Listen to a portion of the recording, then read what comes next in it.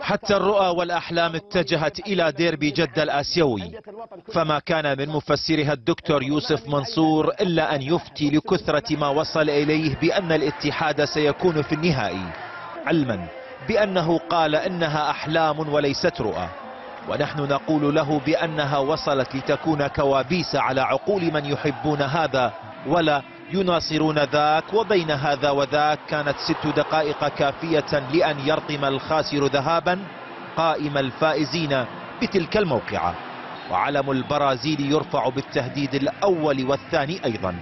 لكن كلمة هدف ظلت تنقص الأحلام لتكون حقيقة، ولكي يعرف الدكتور منصور بأنها كرة قدم ولا تعترف لا بالرؤى ولا بالأحلام، بل بمن يقدم داخل المستطيل أكثر من غيره.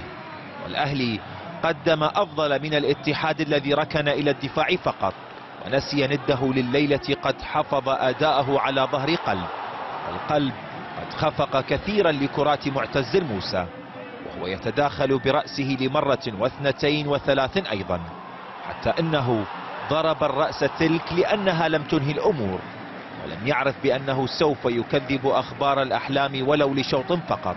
حين أجادت تلك الرأس الملامة قبل قليل أجادت هدف المباراة الأول.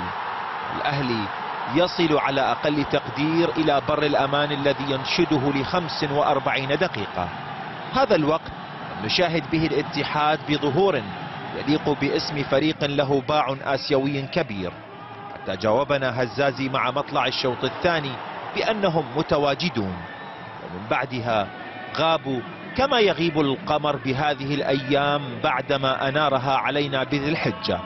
والحجة التي رفعها الأهلي لأن يكون بالنهائي كانت سيموس، فالكل صامتون بل وحتى شاردون، وهذا البرازيلي يخطف البصمة الثانية ويقول للدكتور يوسف المنصور أن أحلامهم هواء في شبك، والنهائي سيكون عربيا بإذن الله. وأن توقع الدكتور بأنه من حصة أولسان الكوري الجنوبي.